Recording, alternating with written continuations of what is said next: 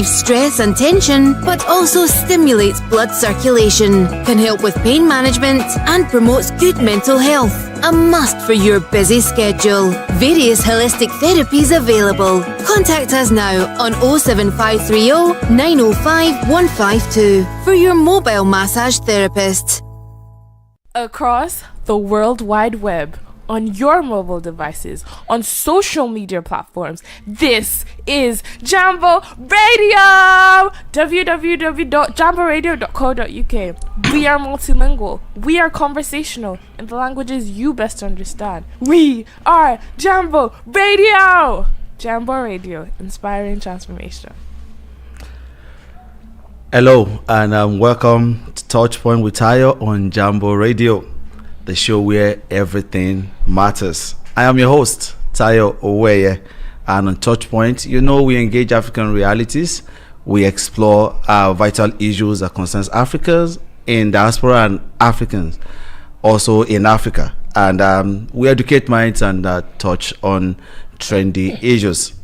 Today on TouchPoint with Tayo, we are still on New Horizons, and students are coming in right now into the UK, the US, and this is when they just come in to resume their studies.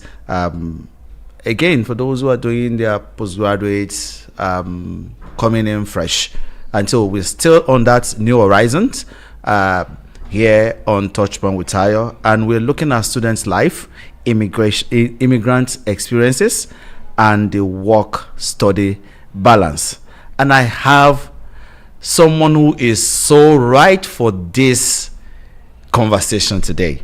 And I have my guest joining me live in our Jambo Radio Scotland studio, Mr. Chigozie Uwaigwe, an environmentalist, the president of Glasgow Caledonia University from 2023-2024. He just finished his tenure and is a MAG Nonsen Award winner, and we hear more about him. Hey Chigozie, how you doing? This your introduction, I felt like it was someone else you were introducing, not me. Because it was too big. No, I'm fine. It's good to see you. You're a big man, and I mean, even the stature too is big. Two hands up for one person. So how we do it on the show. It's a show where we learn. It's a show where we have fun even while we are learning. And you can join us on the Jambo Radio social media platform, and both on YouTube on Jambo Radio Scotland.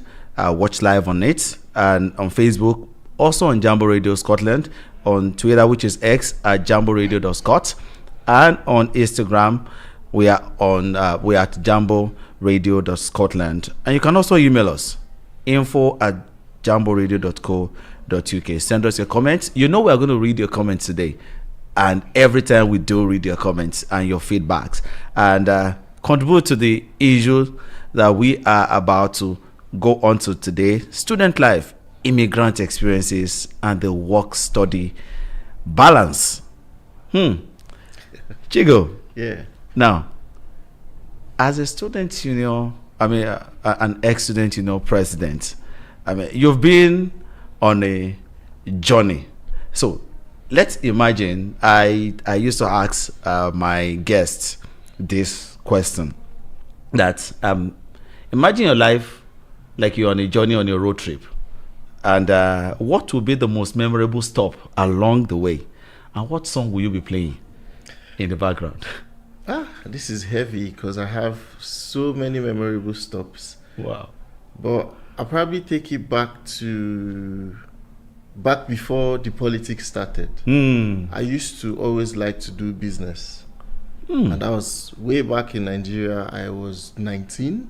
Wow. And I was watching this movie. It was called Slumdog Millionaire.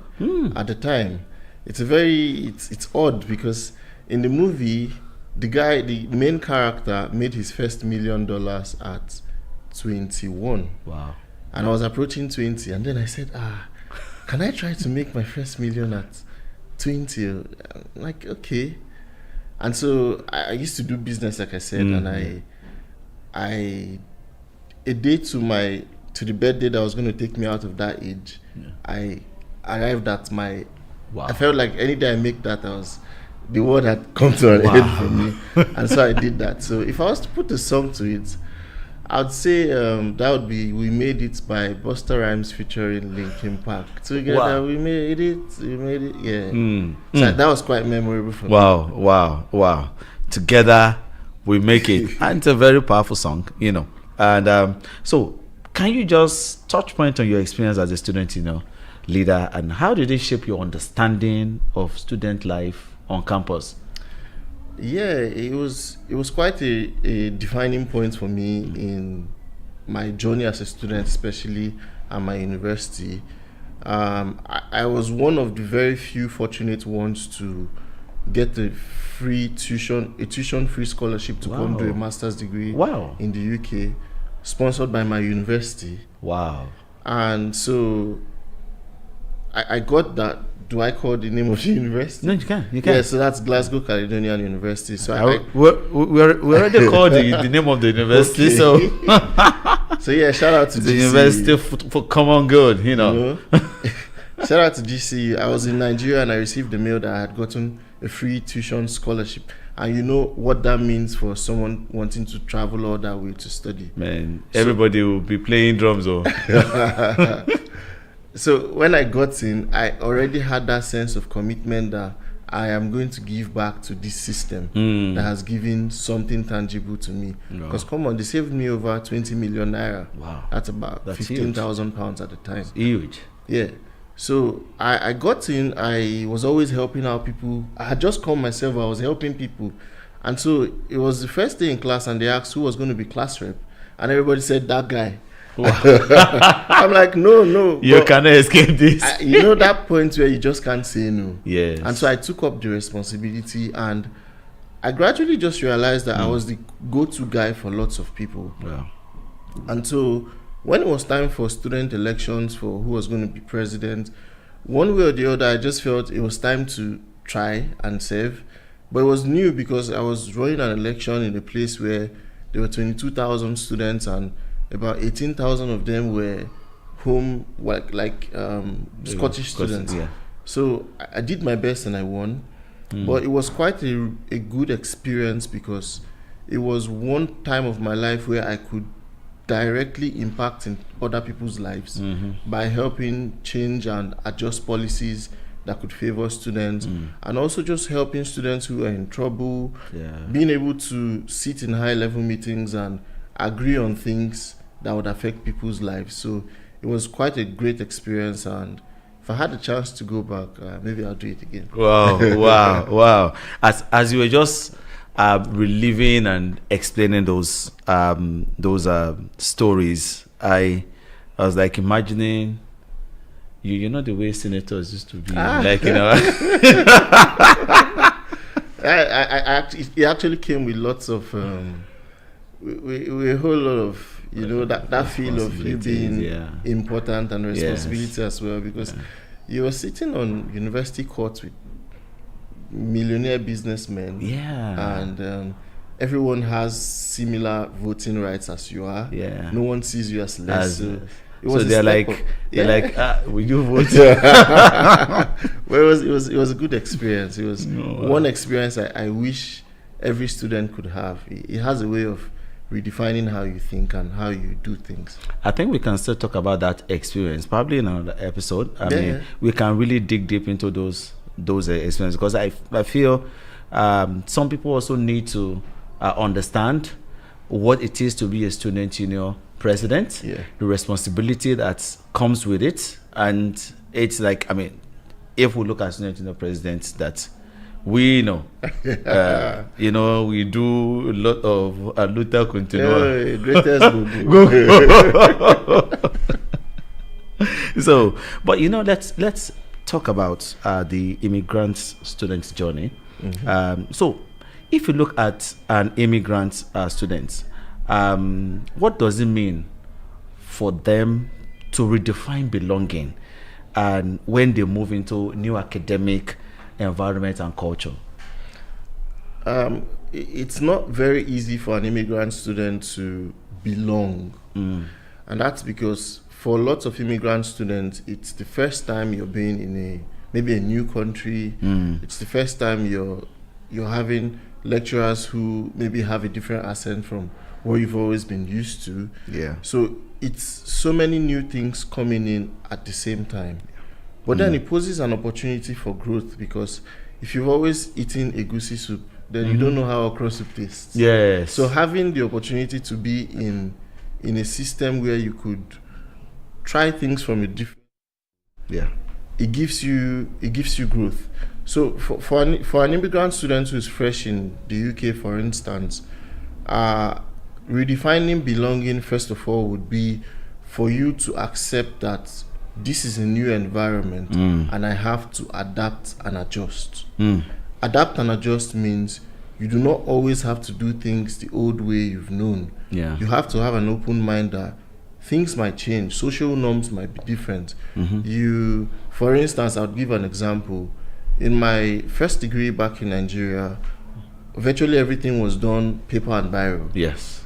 Coming here, everything was done on the computer. You have to face it. Yeah, so blackboard and all that. So imagine you're someone who was averse to change. Yeah. It then becomes a problem. Okay. So you just need to learn that it's a new place.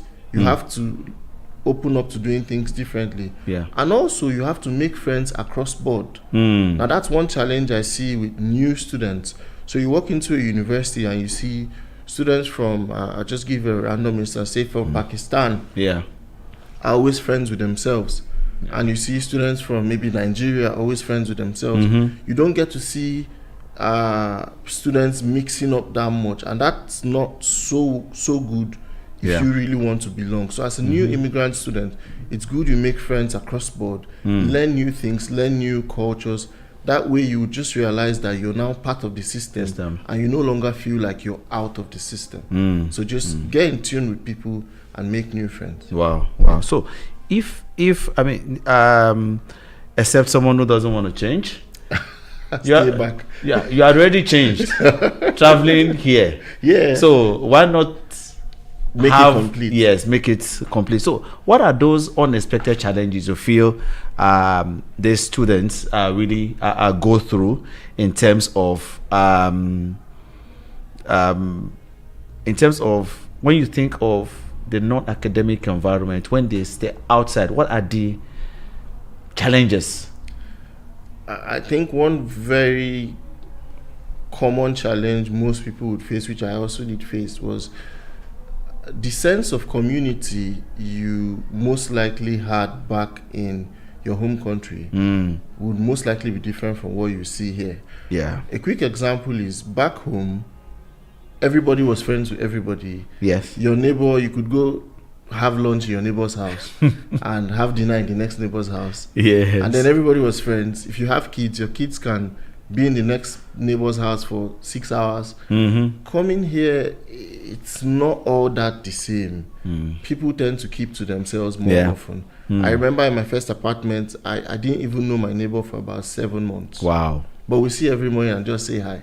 Wow. So for someone who is coming here, leaving friends and family behind, that sense of community which you might not get to the extent which you used to have might tend to make you start to feel lonely.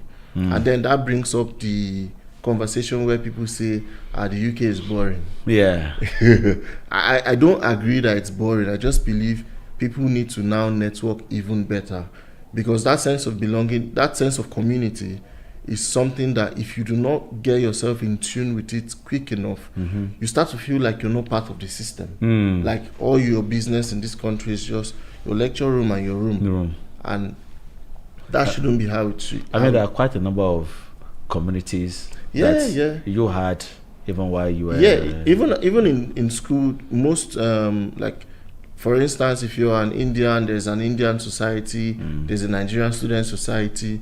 So if you start to belong to groups like these, you start to meet people, you start to engage socially, have extracurricular activity, start new relationships, that would definitely make you feel even more welcome. Yeah. And it will ease some nerves. So I would definitely advocate that for students who are coming in newly, don't be in your shell, mix up with people, and you definitely have the best experience here. Oh, wow, great. Let's go beyond academics. What do you think are the, let me call it, hidden curriculum? I mean, there are curricula that they had to move within the school. Yeah. What are those hidden curriculum that are of student life that students should understand? You see, one that I always talk about every time to students is the point that you are a student doesn't necessarily mean that you just come into class and leave. If that's all you do, you're probably getting only 50% of what that school has to offer. I'll give a quick instance. So I knew a student who had a disability, and it was ADHD. This had been diagnosed back home before the student came in. And so technically for most people who have, so ADHD is attention deficit hypersensitivity disorder. And sometimes he had that with dyslexia already diagnosed. So for a student with that kind of mental characteristic, they tend to read things slower and maybe assimilate things at a slower pace. They would still assimilate it, but maybe at a slower pace. So what that means is, if you have an assessment to submit in 1 week time, and that person has that same assessment in 1 week's time, that person will probably not be done in 1 week. So the university, in its wisdom, grants these students what they call rap sheets, meaning you can submit your assessment 1 week after the normal deadline to accommodate your special characteristics. Now, many people do not even know that these things are available to them. And what it means is, you're not utilizing the services the university offers. You're not getting premium service for the money you pay. So the hidden curriculum is, you have to, in Nigerian parlance, they say, when you bend down, you go see Abba. You go see Abba. So you need to bend down, like you need to get involved in the system. Don't be that student who just comes and goes. Know what happens. For instance, also, many universities have what they call discretionary fund. You're an international student, you're coming into school, a whole lot of factors can change.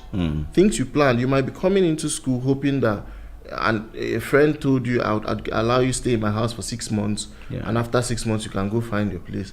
And then when you come, boom, even the friend stops picking your call. These things happen. Or you stay for 1 month and the person starts to become irritable and wants you to leave. Remember, and start giving you hand. If you eat 2 spoons of rice from the pot, no problem. So you then realize now you need to leave. When you leave, you're spending monies you never planned to spend. Most universities, from the knowledge I have what they call discretionary funds, where they can actually give you money for free without you paying back, to accommodate for some excesses you never planned for. Now, how do you know that these things exist if you don't know the hidden curriculum, like you called it? I saw someone got that fund. The way the person jumped. Sometimes it's very good amounts of money. Good, very good. Yeah. There's been lots of instances. So students need to be in tune with what happens. Like, I can give several instances of benefits universities. For instance, even the extra scholar, because I got 3 different scholarships from GCU. Wow. But I said, now you then do GCU. So, but it is the person that knows the way.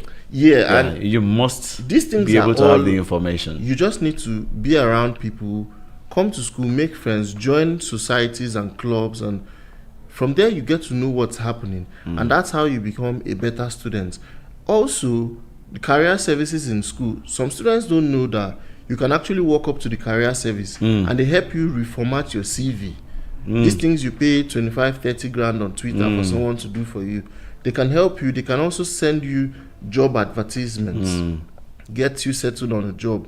So if you're not following up on those hidden curriculum, you definitely would not know that these things occur, and you just miss out. So I definitely advise students, get in tune with what happens in school, and you get the best out of the school. Before we go on break, let's look at the issue of managing our time, money, and our mental health. So having to work and study at the same time, it's very stressful. I mean, but what steps can students, especially those who are new to the country, take to create a sustainable and routine that can work for them and their finances? Okay, this is quite key, because you see, if you don't get this right, you are set up to fail. Sadly, you need to, first of all, if you're someone who's going to get a job, you need to first of all find a job that works with your personal routine. Now, no two students have the same kind of routine.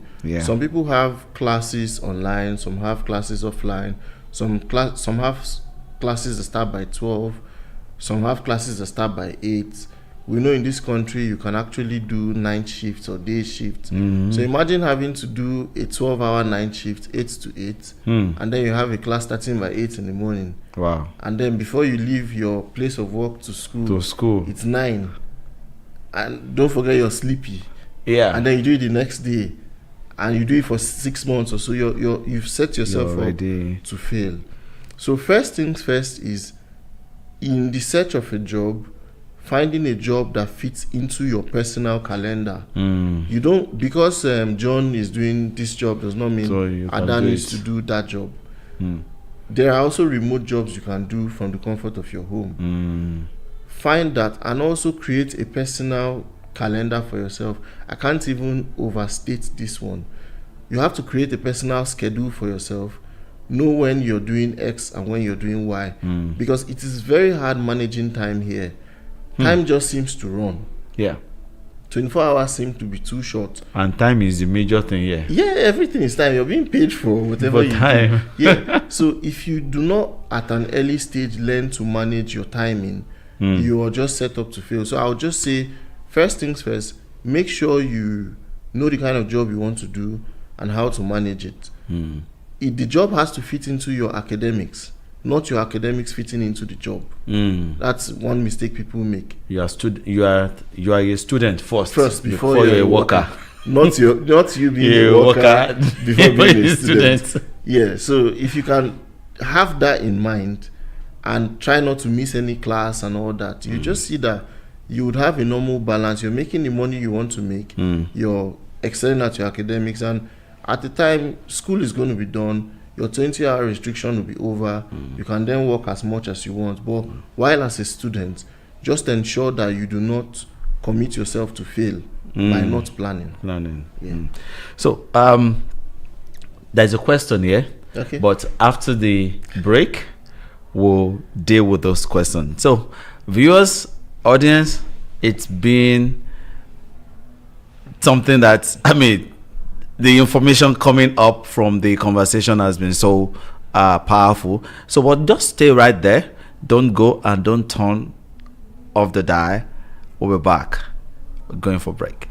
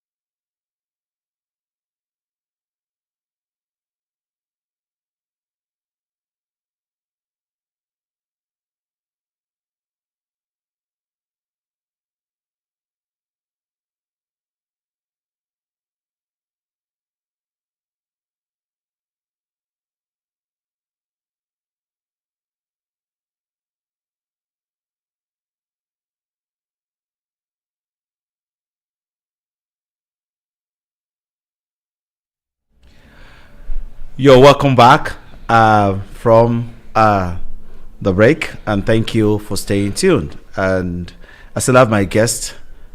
He has nowhere to go. He's here with me, and we'll probably just still bring him back to expatiate on this conversation concerning student life, especially the issue of work balance. And there's a question for you here, Chigo. It says, my brother, thanks for the good job that you're doing, and also in terms of the information which you are giving onto our audience. It said, can you expatiate on the challenge people that left their country and stay off campus are facing that affect their studies? Okay. People who left their country but they stay off campus, and how this could affect their studies. Yeah, there's a few challenges you can face if you stay off campus. It might not be so many, but one of them is transportation. You see, off campus has degree. You're in Glasgow. If you're living in Greenock, or Greenock might even be closed. If you're staying in Edinburgh. And you're coming to school in Glasgow, it is a big challenge already. Yeah. Because one, you're going to be spending more money on transportation compared to someone who stays in the university hostel or close to the university. And also, you're spending time. And like we said, time is money. Yeah, time is money. Yeah. Time is too important. So you can't be committing maybe 2 hours or 3 hours transportation every day when you can shorten it and use that time, even if you're not reading or working. You can use that time to sleep and recoup your energy. Yeah. So one of the biggest challenges people who stay off campus, depending on the distance, is the money you'd spend and the time it takes you to get to campus. Besides that, there's really not much disadvantage. Although, I would also need to make another point. Please be sure who you stay with. You see, I can't stress this enough. There has always been instances of people complaining that you're living with someone, it's winter, the person said you can't turn on the heater because it's taking up energy bills and all, or you're staying in a bills inclusive house. By the end of the month, the person says you use too much bills, you have to pay extra. Yeah. So people have different countenances. So if you can, be sure the person you're staying with before you move into such an apartment. Be sure the agreements you have, and also keep up to your side of the agreement. I have seen instances where they said to a person who was staying off campus, you can't bring guests into the house. Wow. Now, because you're looking for a house quickly, you say, I don't have friends, I don't know family, nobody is going to visit me. 2 weeks, you have a girlfriend and she wants to come to your house. And you see, you and your landlord start to now have a scuffle because you're the one breaking your end of the agreement. So just be sure who you stay with and keep up to your end, while we hope that the person also keeps up to their end. Now, if the person is not keeping up to their end of the agreement, there's definitely several things you can do to get your rights back, but we might not want to delve into it because accommodation is 2 hours of it. Yes. But yeah, that's it. So let's look at the issue of leadership. Yeah. Especially as a student, president. I mean, how did you strike a balance between advocating for immigrant students' issue and making campus more inclusive for all students? Striking a balance. Thank you. That's a very important question. Striking a balance comes with high-level diplomacy. First of all, in my instance, I was the first African to be voted as student president in the university. Yes.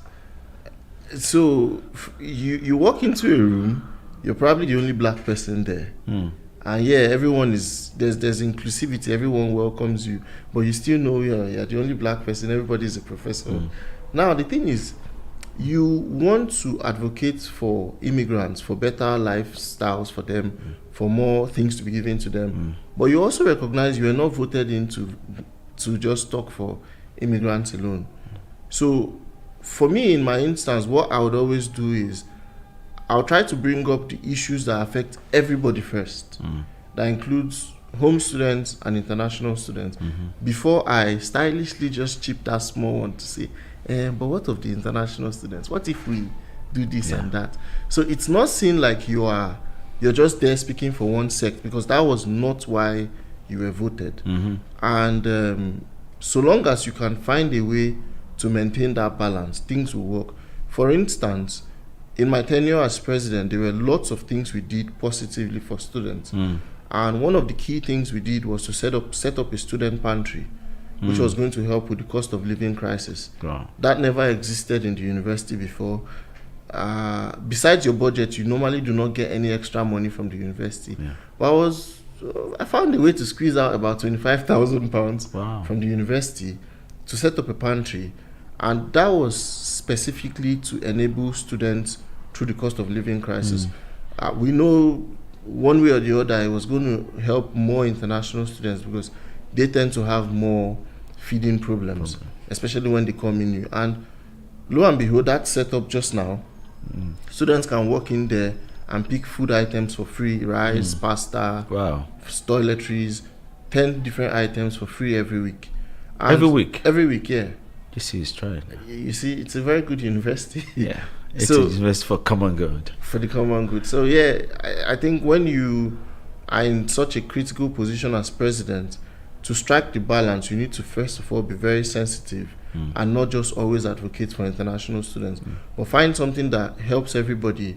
And then when there are lapses, you can just speak for the international students, make things better for them. Okay, so my producer is saying that we need to go for some short wee break, and so we'll be back shortly. Need security? Meet Sophie. You live in North London?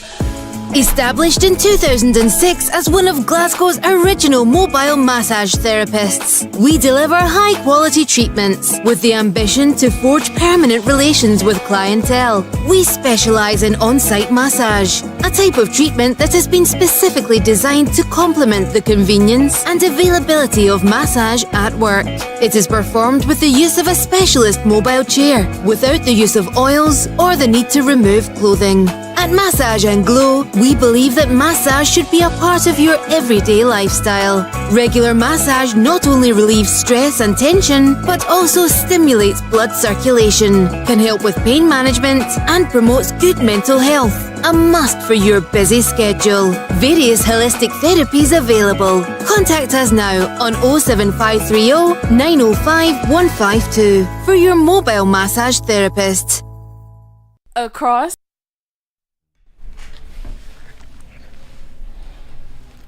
Okay, we're back into the studio. You're still on TouchPoint with Tayo on Jambo Radio Scotland, and we're talking about leadership. I mean, the future focus perspective of what Chigozie actually experienced and implemented while he was a student union president. Let's look at how can student leaders today serve as change agents. I mean, in terms of bridging the cultural gaps and to promote. You've made mention about something about the pantry. Then about let's look at the unique leadership qualities. What are those unique leadership qualities that immigrant students frequently bring to the table, and how can they be developed and recognized within students' communities? Yeah, thank you. I think part of because there's lots of things we bring to the table. One of them is culture. We are coming from a different part of the world with different culture, and we have the ability to inculcate that culture into the system here and even make it more diverse. So we come with that, and that can definitely help make the school even more diverse, help home students know how life and things are done elsewhere. Yes, I know in my time we had an international day where students dressed up in their traditional home attire. So colorful. So colorful. There was music, there was food, there were sections where people demonstrated things they did in their country, bead making, just anything you think I thought there was also a beauty pageant. Yeah, there was that too. So, and you see, when you do things like that, I actually saw some home students who took time to make traditional attires and wore it on that day. And food as well. Jollof rice was the hinting. There was jollof, there was biryani. So these things are good, and it's also an opportunity for people to mix up. Yeah. So that's one thing we bring to the table. Another thing we bring as well is experience. You know, where we're from, leadership is a big thing. Yeah. So most people in positions of leadership have a lot of experience in dealing with people, in managing humans. So when we come here and we're given the opportunity to serve, you just notice that we serve with so much passion. We want to get things done. Yeah. So international students who come into leadership here definitely bring a lot to the table. And if you want to check, after 1 year of service, look back at the person's track record, and you see that there were lots of growth areas. So those are the kind of things we bring. Because you bring, I mean, your cultural view, Yeah. balancing, and all of that people coming around. We also help inform the university about things they may have not seen from the lenses of an international student. Because we've lived the experience of getting a visa, going to TLS office and all that. So sometimes, because usually the management of many universities are usually managed by indigenous Scottish people in Scotland. So there's definitely some lived experiences they may have not had because they didn't live through that process you lived through as a student. So coming in firsthand and telling them, oh, I know you think this thing works this way, but because I've gone through, I think if we do it this way, it might be better. And you see, usually when they try it your way, it works. Because you're talking from experience. There is that. I know JCO works with evidence. Full fact evidence. Yes. And let's look at the digital realities for immigrant students. And with more hybrid learning models emerging today, and how has technology reshaped students' life, especially those who are balancing work and adjusting to life in the new country? I think I can't overstate that technology has really helped education, especially the way it's used in the UK here. So for most courses, for most programs, you have blended learning. You can learn online. You can actually have times when you go into class. I'm an advocate for face-to-face teaching because you tend to understand even emotions better. Yeah. But at the same time, I know that having lessons online can help, especially international students who maybe need time to work or have caring responsibilities. So you might not, maybe your partner has gone to work and you're the one who needs to take care of the child, but you have a class. If you always miss work because of all the responsibilities if you always miss class because of all the responsibilities you have, you're not going to be efficient. But now, because you can be at the comfort of your home and study online, you can actually still have your career responsibilities taken care of while you're studying actively and participating. So technology has definitely helped. I know it's not at the same par with a lot of experiences we had where we studied back home. So coming in here as an international student, you need to, if you're not IT savvy, you need to find a way to brush yourself up to get, you don't necessarily need to be Mark Zuckerberg and develop Facebook. But you can learn basics of Excel, Microsoft Word, PowerPoint, because these are things you always use. And so long as you've got that basic knowledge, you just realize that you're going to be efficient in your studies. Let's do, because you made mention about the care nursing mothers. Sometimes we overlook this group of people. How did you deal with that set of people? How did you make them inclusive into the decision making on campus? And were there any program for them? Yeah, so good thing you brought this up. There was a time when it started to become a norm that children were seen on campus. Probably because as a nursing mother who's coming to school, or even a nursing father, they came to study too now. Everyone came to study. You probably have the other person at work or engaged in something, and you're studying, but you came to campus with your child, and then you don't take children into class because of the distraction they can bring, as much as even though children are bundles of joy. So sometimes people could wrongly leave children to loiter, which is unaccepted by the laws of the country and even by the laws of the university. So the university at that time had to find places where, like, family oriented places where you can be with your child, or if you had someone who could help look after your child while you go to study, because we realized that nursing mothers, nursing fathers as well deserve the right to study, and their kids should not be a hindrance. So that was set up to help accommodate them while they study. And I think beyond that, the university also has the well-being service, where if you're starting to struggle, you could go speak with them and they can find tailored solutions to your individual problems. So these are things we always try to explain to new students, so that if you're in that situation, you find such solutions. I had to ask that because I was involved in a large-scale research, and that was comparing some universities in Africa, and that was something huge. That was something huge. And there's a question here online. Fatoke Tai is asking, can the guests please speak about managing medical conditions and its effects on school attendance? What can a student in this condition do to reduce the impact of such on their study? Yes, I've seen, you see, 1 year being president, you will see a lot of You will things. see a lot. I've had people, even before they got into the country, reach out to me on Instagram and say, okay, I've got this issue, can the school help me? People with maybe sickle cell, even more severe conditions that could spark up just anytime.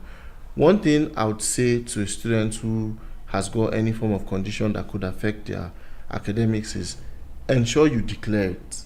On resumption, during your form, when you're doing your induction and all, there will definitely be times when you can declare. If you don't see it on any form, go to the place where you did your induction and say, you've got this condition, where can you go to? The reason is, when you declare that you've got a certain condition, there might be provision for things that the university has for you. And you would know if you don't do that. Declare. Like I said, rap sheets, you could get an extra extension to your course in case you had a crisis towards your submission. That could help you. They could also have financial benefits for you, or specialized accommodation for you. So make sure you declare these things to the school, and so that if you ever had an episode that affects your academics, they can treat you with leniency because they were aware. Now, if they're not aware and such things happen, it's a lot difficult, because it will be like they never knew you had a problem. So please ensure you declare whatever it is that's wrong. Well, maybe not wrong, but whatever it is that affects you, and they will definitely manage it and help fix it together with your study, so that you just get excellent experience. Because at the end of the day, the joy of the university is to ensure that everybody moves on successfully, whichever health issues you might have. So the university is there to make sure that you are successful. In a way, you are saying to our audience, a closed mouth is a closed destiny. Very true. Very true. Very true. So speak out. Don't keep things to yourself. Declare it and make sure that everything, and there's no shame in it. There is no shame. I've actually unfortunately seen students who had issues. I advise them to go, and they're like, no, if I go and talk, they will say, you have this. I'm like, no, these guys are trained for that. And there's benefits for you. And there is no form of tagging. No, it's all anonymous. No one, GDPR, nobody can talk about your situation without your permission. So it's all anonymous. Go and say what it is and get the benefits of it. So let's look at what personal growth stories have you witnessed. Just briefly talk about that, in terms of, because we want to look at how the intersection of personal and professional development of students. What personal growth stories, if you can just share one, have you witnessed among immigrant students as they navigated the intersection of academia, their work, and cultural adjustments? I mean, if you can just briefly, within some few seconds, just touch on that. Yeah, quite briefly, there's lots of personal growth stories, especially with students who have engaged. I mean, yours is one. Yes. If we talk about your own, we will not leave here today. Okay, I'll just quickly speak on a certain student I know who was also close to the Students Association. So this guy, you would always see him at career services. Like if I'm walking through, he's either going to speak to them about something or telling them that he's not seen a new job advert from them in the past 1 week. That was his pattern. He felt like he had something with those guys. So for those who don't know, career services are like most universities, if not all, have it. They just help you with your future plans. And guess what? They kept on working closely with him. And I kid you not, he's done with university. He currently works at a role where he earns about 50 grand a year. Wow, that's huge. As a fresh graduate. As a fresh graduate. And this was because he was able to get close to them, know where he could put his CV, what to adjust, how to blend all his experiences into what the industry needs. And this guy is doing very well for himself. He just got the job about 2-3 months ago. Wow. And that's a success story. Wow. He would have never been there if he wasn't close to the system. It was like someone was chatting with today, and we're just like saying, when they told that king to shoot arrow, you can't go shoot one. Say you should shoot. Keep going there. Fire on. Let's look at the global perspective of education now on a larger scale as we wrap up. So in terms of resilience, cross-cultural understanding, adaptability, what can the broader student body learn from the educational and life experiences of immigrant students? I think universities need to appreciate that immigrant students bring a lot to the table, and they need to tap into that resource, because there's actually lots of resource. These are people coming from everywhere in the world with perspectives that are broad. So things that universities can do, you can organize sessions where either career sessions or just social gatherings where students meet and interact. Now, these are hubs where ideas are grown. There's universities now that have entrepreneurship hubs where students can go talk about their ideas. Believe you me, an idea that a student from Malawi would have would be different from the idea a student from Canada would have. So when you can intricately harness the brain power that's coming from around the world, the synergy will be high. It's like you build another Einstein. Yeah. So I mean, let me ask you a more personal one. Winning the Magnuson Award, I mean, it's a recognition of your leadership, your resilience around. How did balancing student life, immigrant challenges, and work help you achieve this goal? Balancing work, studies, and my life as an immigrant definitely played a part, because when I did apply, because when you're applying, you need to tell them that why the reasons you're applying and what you want to do for humanity. So I used to already do lots of things for charity, set up water boreholes for people for free, collaborating with people to do it. I mean, you're an environmentalist, so and make I'm life also better. Geologist. Yeah, I do. Wow. So coming in here, that was my drive. And I then wrote to the university that I could help provide clean water for people who do not even have clean water at all. And to put icing on the cake, powered by solar energy. And it was quite difficult. They felt it wasn't going to be done. And they granted me funding that got done. Now there's over 1,000 people having clean potable water courtesy of the university. So if I never lived the experiences I lived before coming, I'd probably have not had a story to tell that would grant me that benefit. So that's why I say immigrant students definitely have a lot to bring to the table. Because courtesy of that project, there's been a couple of Nigerian students who have applied to GCU and come simply because they say, oh, the university even does all this for people. And then through me, they applied and they're here. I wanted to ask about that, and how can someone who is in GCU now, what can they do to be at least close to smelling, if not getting the award? Just in some few seconds. You just what pay can me you a do? tax of £1,000. Finish. No, I'm joking. Okay, so basically, you just need to. First of all, I'm always on the website. Yeah. I'm always looking through what the school has to offer in different areas of the university. There are so much information on every university website that nobody ever talks about.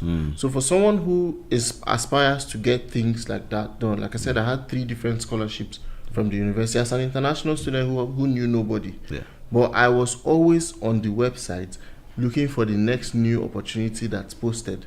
So if you want something, you need to find it, you need to look for it. So the advice I would give is keep being there, keep asking questions, and speak to people who have gotten it before. They can guide you. Okay, so I'm going to run through some questions now, which we're gonna wrap up with Chigo Speaks.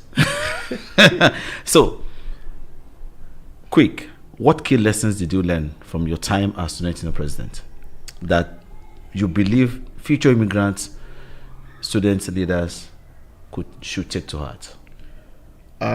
For student leaders, the key lesson I learned is never underestimate the power of negotiation.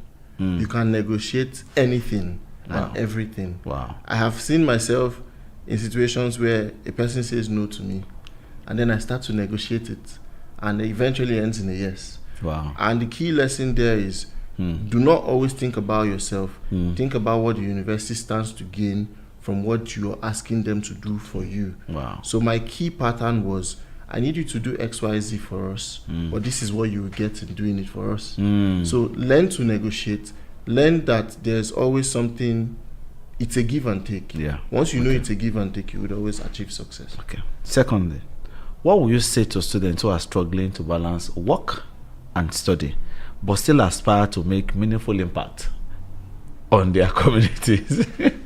It's not going to be very easy, because you need to first of all strike a balance so that when you're doing this extracurricular activity, it doesn't affect your study and even the money coming in from your work. So the first thing I would say is find a way to balance academics first.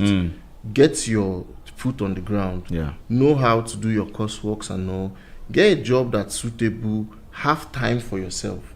Once you are quite comfortable with your work and academics, it's then easy to find some more time to give to other activities. So please do not use school time to do work, community service, so that you graduate. If not, you might stay here 6 years for one master. And you become a master. You become a master in masters. So guys, don't become a master in masters. Finish the masters, then go ahead with some other community work in which you need to do. Parting shot. Chigozie Speaks. I would say this to everyone who is probably on their way to coming into the UK or are here already freshly. Do not ever at any point underestimate yourself.